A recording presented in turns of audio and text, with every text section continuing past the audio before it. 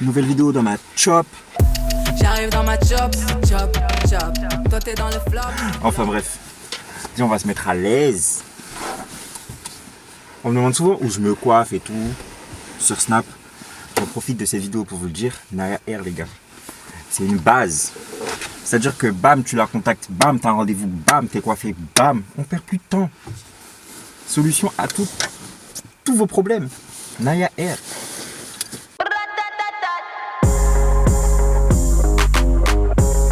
Bonjour à tous, j'espère que vous allez bien. Donc là on se retrouve pour une nouvelle vidéo. Donc comme vous avez pu le voir dans le titre, on va parler de toutes mes galères en voiture. C'est pour ça qu'aujourd'hui je me retrouve dans ma voiture. J'ai quitté mon salon et je me suis dit mais pourquoi pas m'installer dans ma voiture et commencer à vous parler. Je vous cache pas que là les gens sont en train de me regarder un peu bizarrement en mode mais le gars il parle tout seul, il parle à sa caméra. Ouais, enfin bref, j'espère que vous allez bien. C'est vrai que je suis vraiment pas régulier sur YouTube, mais ceux qui me suivent sur mes autres réseaux savent que je suis un peu actif. D'ailleurs, si vous ne me connaissez pas, je m'appelle Ludovic, parce que c'est vrai que j'ai tendance à parler en mode de on me connaît, alors que non, pas du tout. Si vous n'êtes toujours pas abonné, je vous invite à vous abonner, à cliquer sur la cloche et du coup à rester connecté pour les prochaines vidéos. Donc là, comme je vous ai dit, on va parler de toutes mes galères en voiture, parce que je vous cache pas que mon permis et ma voiture, ça a été un de mes plus gros projets jusqu'à maintenant. C'est vrai que quand j'ai passé le permis, j'avais hâte d'avoir ma voiture et tout. J'étais en mode je serais un pilote, tout ça, ma belle voiture. Et en fait, j'ai compris toutes les galères qu'une voiture pouvait impliquer, quoi. Parce que c'est vrai que quand j'ai eu mon permis, j'étais en mode je veux une voiture neuve. J'étais déterminé à avoir une voiture neuve. Je sais pas, genre je voulais ma première voiture, je voulais une bête de voiture. Et du coup, tous mes proches m'ont dit que la première voiture c'est la voiture de galère. Mais moi en fait, j'y croyais pas du tout. J'étais en mode mais non et tout, c'est les gens qui font pas attention et tout, Non. Non en fait, je me suis rendu compte par la suite que non. Donc au final j'ai pris une voiture d'occasion, mais j'ai boudé. Je vous cache pas qu'avant avant de la rouler j'ai boudé. Mais bon, j'ai pris une petite voiture d'occasion histoire de faire ma main comme ils disent tous. Donc du coup voilà, j'ai pris une petite voiture très sympa d'ailleurs, histoire de commencer. Et c'est là que les galères se sont enchaînées. Genre 2 mois après. Parce qu'en fait faut savoir que je sais pas pour les autres, mais pour moi, genre quand j'ai eu une galère, elles se sont toutes enchaînées derrière. La première galère, donc première voiture, tout ça, j'emmène ma mère chez le médecin. Donc je l'emmène chez le médecin, je me gare, tout ça, petit créneau. Proprement dit, petit créneau bien fait. Et là, elle rentre dans la voiture et tout, et on part. À côté de ma voiture, sur la droite, il y avait les petits poteaux. Petits poteaux, voilà, ce genre de poteaux-là. Et du coup, je sors et j'entends un gros bruit, genre de frottement. Avec ma mère, on se regarde, on se dit, c'est quoi ça? Et au lieu de sortir de la voiture, ou d'avancer un peu plus et de sortir de la voiture, aller regarder, moi, ce que j'ai fait, bêtement, j'ai enclenché la marche arrière et je suis repassé. Et ça a fait encore un autre gros bruit. Ma mère, elle m'a dit, non mais là, en fait, tu viens de tuer la voiture. J'ai fait, non. Wesh, la voiture, elle a même pas 2 mois. Je sors et tout. Je vois la portière, elle est enfoncée, je dis. Et en fait, tu peux être que t'énerver contre toi-même. C'est toi qui as fait la galère. C'est toi qui l'as fait cette galère, tu vois ou pas? Donc du coup, je suis là en mode, putain, je viens de tuer ma voiture. Deuxième petite galère. Toujours une petite galère, je suis garé à mon taf et tout, donc pareil. Il faut savoir que quand tu as ta voiture, tu la gardes toujours de façon à ce que tu aies un œil dessus. Donc moi je garde ma voiture toujours, dès que je tourne la tête comme ça je la vois, tu vois. Je la garde et je me suis garé à côté d'un camion. Du coup depuis ce jour je me gare plus jamais à côté d'un camion. Je me gare à côté d'un camion de livraison et il a un, je sais pas comment ça s'appelle, haillon. Bref, il a ça. Et du coup, je suppose que quand il est sorti, du coup, il a frotté toute ma voiture. Parce que quand je quitte le travail, je vais voir ma voiture. Je dis, c'est bizarre. C'est quoi cette rayure? Mais une longue rayure rouge. Et je me suis rappelé que c'était le camion parce que le camion, il était rouge. Et en fait, la rayure est mais pas une petite rayure, genre que tu fais gentiment claquer. Une grosse rayure, hein. Une grosse rayure. Genre bien visible, quoi. Genre, je suis même pas arrivé près de la voiture, j'ai vu la rayure, tu vois. Et en plus d'une rayure enfoncée. Genre, pas une simple rayure de peinture. Une rayure, genre. Ta carrosserie elle est pétée, tu vois ce que je veux dire? Donc je vois la rayure, mais la rayure genre elle partait de la portière avant jusqu'à la portière arrière côté passager. J'étais dégoûté. J'ai dit mais quoi d'autre? Aussitôt dit, aussitôt fait. Troisième petite story, je suis à un feu rouge. Il y a une voiture devant moi. Je suis au feu rouge et tout, et le feu il est vert. T'es censé avancer. Là le mec, c'était un papier en plus. Le monsieur, il recule.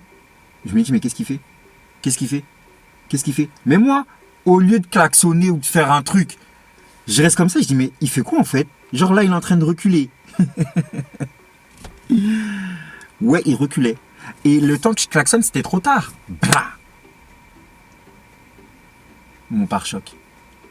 Il a tué mon pare-choc. Genre, j'avais un pare-choc. Ma voiture, elle était comme ça. Je sors, on regarde. Il me dit, ouais, désolé, nanana. Du coup, je suppose qu'on fait un constat. Ben oui. Oui, nous faisons un constat. Genre, mon pare-choc, tu viens de le tuer. Tu crois que chacun va rentrer chez soi comme ça? Non. Nous faisons un constat. On se met sur le côté. Un truc. Premier constat, je commence à paniquer. Je tremble, tout ça. Ah, je suis pas bien. Je suis vraiment pas bien et tout. Donc, je fais le constat et tout, nanana. Les trucs qui partent. Et l'assurance se charge de tout. Dieu merci. Maintenant, on va parler du must, the best. Mon accident. Putain, il fait froid. Hein. Désolé, je mets un peu de chauffage parce que... Il n'y a pas à souffrir avec ce temps, en fait. Des -8, on dirait on est à Moscou. Bref, du coup, comme je vous disais, on va parler du must, mon accident, mon plus gros accident. Pourquoi je dis mon plus gros? Mon seul accident. J'espère que je touche ma tête. Comment j'ai fait pour plier ma voiture, quoi. Parce que genre, elle était vraiment pliée. Vraiment, genre, c'est pas une expression. Ma voiture s'est retrouvée, mais en mode de... Comme ça. Donc, je sors de soirée et tout. Donc, c'était un anniversaire. Je sors de soirée. Il est 5-6 heures du matin. Franchement, j'étais pumpé up. J'étais vraiment pas fatigué. J'avais dormi grave la veille. Donc, en fait, toute ma soirée, j'étais éveillé. Enfin, tout allait bien, quoi. Tout allait bien. Et vous allez voir, enfin, mon accident, il est vraiment bête, mais même moi, avec du recul, je le comprends pas en fait. Donc, il est 5-6 heures du matin, j'arrive et là, je suis à 3 minutes de chez moi. Mais vraiment, genre en gros, il y a un rond-point, il suffit que je passe le rond-point et juste derrière, en fait, je suis chez moi. Comme quoi, les galères arrivent toujours quand on est presque arrivé. Donc là, musique à fond, pump it up et tout, nanana, je roule, tout ça. Je me dis, enfin, je vais bientôt arriver chez moi et tout. Il pleuvait. Donc mois de décembre et tout, le temps il est moche comme vous savez, tout ça, il pleuvait. La route, il y avait de l'eau partout. Et en fait, il y avait des débordements d'eau sur la route et l'eau cachait un trou. Et j'ai pas vu ce trou. Je roule et tout, je respecte les limitations de vitesse parce que tu vois, le permis, je veux le garder, ça fait pas longtemps que je l'ai et tout, nana. Je roule et là, bah! Genre en gros, je rentre dans le trou et je fais un aquaplaning. J'ai rien compris. C'est-à-dire qu'à ce moment-là, l'accident, il a duré 5 secondes. Mais dans ma tête, enfin dans la voiture, j'avais l'impression que l'accident avait duré 15 minutes. Ok, alors que ça s'est fait en 2-2. Je rentre, bam, et la voiture, elle commence à tourner. Et là, je commence à... Je slide. Je slide sur la piste, je slide. Serre-moi un verre de slide. Et là, je tourne. Et moi, ce que je fais à ce moment-là, c'est que je panique. Donc là, je me dis, Ludovic, là, tu sais quoi, t'es en train de mourir, donc ça sert à rien de te défendre. Je lâche le volant. Et là, la voiture, elle est en train de patiner. Et je suis en train de tout taper. Mais vraiment, genre, vous voyez les rambardes. Il y a des rambardes pour séparer le passage piéton. Les passages piétons, là, de la route. Je suis en train de tout taper. Panneaux, rambardes, tout. Et là, j'arrive contre le rond-point. Parce qu'il y a un petit... le rond-point, il est rehaussé. Bam, mon pneu il tape et c'est ce qui en fait arrête la voiture. Donc là la voiture elle s'arrête et tout. Je réouvre les yeux parce que faut se dire quand même que j'avais fermé les yeux pour ne pas voir ce qui se passait. Mais ne me demandez pas pourquoi, je ne sais pas. J'ai lâché le volant, j'ai fermé les yeux parce que j'avais vraiment l'impression que j'allais mourir en fait. Donc du coup je réouvre les yeux, je vois airbag déclenché, les deux. Airbag déclenché, il y a de la fumée dans la voiture et moi en fait quand je vois la fumée, tout ce que je suis en train de me dire c'est que la voiture en fait elle va brûler. Donc en fait j'essaye de sortir.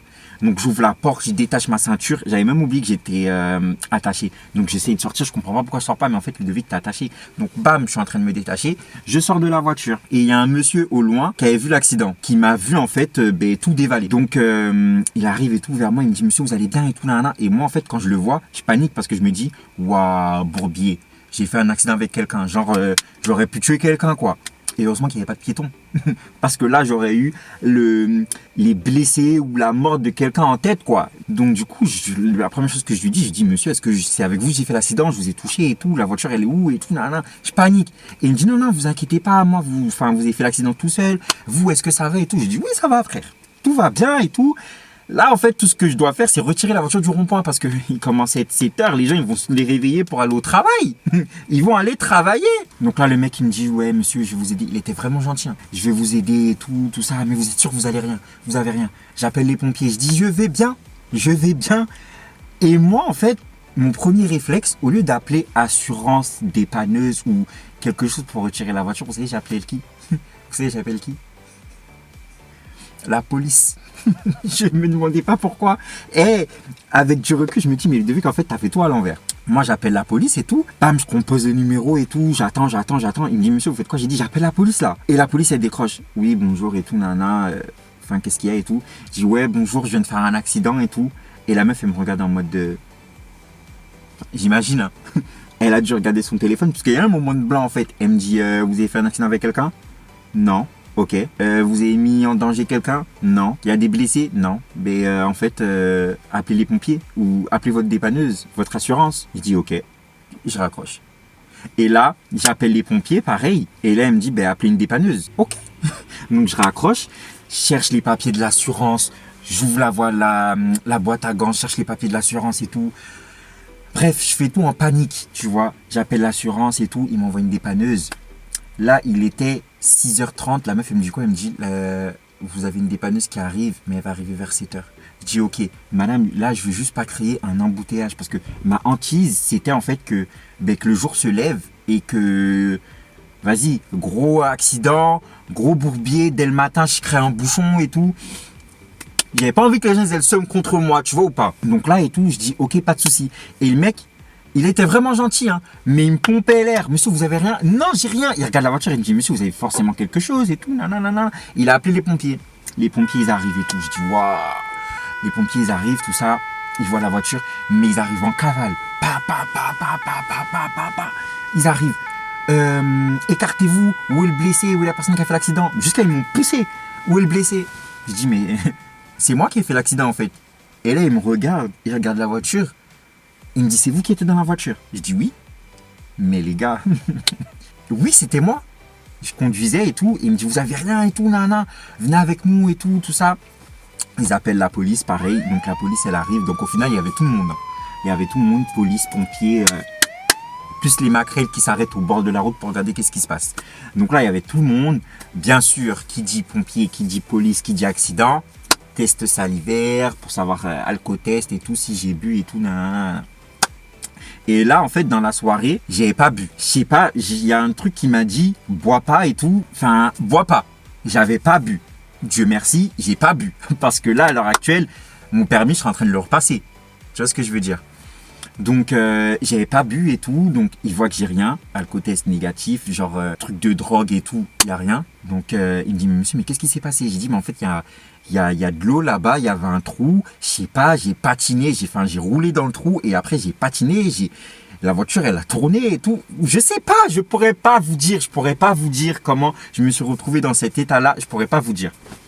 La dépanneuse elle arrive et les pompiers ils me disent quoi? Ils me disent ouais, on va rentrer. Je dis je vais nulle part là, le seul endroit où je vais aller c'est dans mon lit dormir. Et après, le lendemain matin, trouvez une solution pour ma voiture, s'il vous plaît. Mais là, ramenez-moi chez moi. Je vais nulle part. Je vais bien. Ils me disent, ok, d'accord et tout, pas de souci. Ils me ramènent. Donc là, les pompiers me ramènent chez moi, tout ça. Parce que j'avais qu'une envie. Hein. C'était de rentrer, me poser. J'avais mal au crâne. Toute cette histoire et tout, raconter 10 000 fois et tout, tout ça. Ramenez-moi chez moi. Donc je suis rentré chez moi, ils me posent chez moi. Et il y avait ma mère, parce que comme par hasard, ma mère elle était venue passer un week-end avec moi chez moi. Donc je la réveille, je lui dis maman.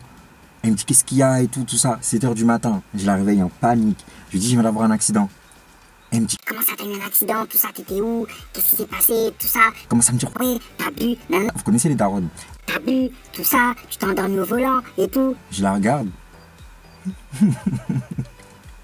Donc là je suis en train de me faire embrouiller. Je suis en train de me faire embrouiller. Et je lui dis non. Je suis là, je lui explique et tout. Et je lui montre la photo. Et là, elle regarde la photo. Elle me regarde. Elle me dit, mais toi, garçon, Dieu était avec toi. Dieu, ce soir-là, était avec toi. Parce que franchement, la voiture, il n'y aurait eu ni toi, ni... C'était soit toi, soit la voiture. Là, c'était la voiture. Et là, après, je lui explique et tout. Je lui explique non, tout ça. J'ai fait un test. Il y avait la police. Il y avait tout le monde. Elle me prend dans ses bras. Elle me dit non, t'inquiète et tout. C'est que matériel. Tout ça. T'as la santé. Dieu merci, tu n'as rien. Tout ça. Mais franchement, c'était... Jusqu'à j'ai pas dormi. J'ai eu du mal à dormir. Parce qu'avec tout ça, comme je dis, j'avais mal au crâne. Le lendemain, il fallait que je m'occupe de tout ce qui est paperasse. Appeler l'assurance. Appeler le... Comment ça s'appelle? La casse, retourner récupérer mes affaires dans la voiture, retourner à la casse et tout. Je retourne à la casse, même les gens, ils me disent non mais franchement j'espère que... Je vais à la casse, la go de la casse, elle me dit franchement j'espère que la personne et tout, elle se porte bien et tout. Je la regarde, je lui dis mais madame c'est moi qui ai eu l'accident. Et ma voiture elle était juste derrière. Elle regarde la voiture, elle me regarde, elle me dit c'est vous qui avez eu l'accident? Et je dis ouais, c'est moi qui ai eu l'accident. Et elle me dit vous marchez encore? Elle me dit mais le Seigneur est avec vous. Je dis madame je sais, je suis comblé. Mais voilà quoi. Non franchement c'est la réaction que tout le monde a eu en voyant ma voiture. Chouk. Même moi à l'heure actuelle je regarde la voiture, je me dis mais franchement, gros t'as eu de la chatte. C'est vraiment c'est... Donc voilà, donc comme on l'a répété, ça reste matériel. Tant que c'est du matériel, c'est pas grave. Après, je vous cache pas, le matériel, il coûte cher. Cher. Mais bon, après, le matériel, ça se remplace. La santé, non. Je suis toujours vivant. Je cours, je marche, je profite de la vie. À l'heure d'aujourd'hui, ma voiture, je l'ai remplacée. C'est ce qu'il faut se dire. Ça prendra le temps que ça prendra hein, pour remplacer tout ça. Mais au moins, vous avez la santé. Donc faites attention, roulez prudemment. Je vous invite à liker, partager, commenter, surtout partager cette vidéo. Je vous invite aussi à aller voir les autres vidéos si ce n'est pas déjà fait. Pareil, à les liker et à surtout me suivre sur mes autres réseaux où je suis beaucoup plus actif, Instagram, Snapchat et à la prochaine.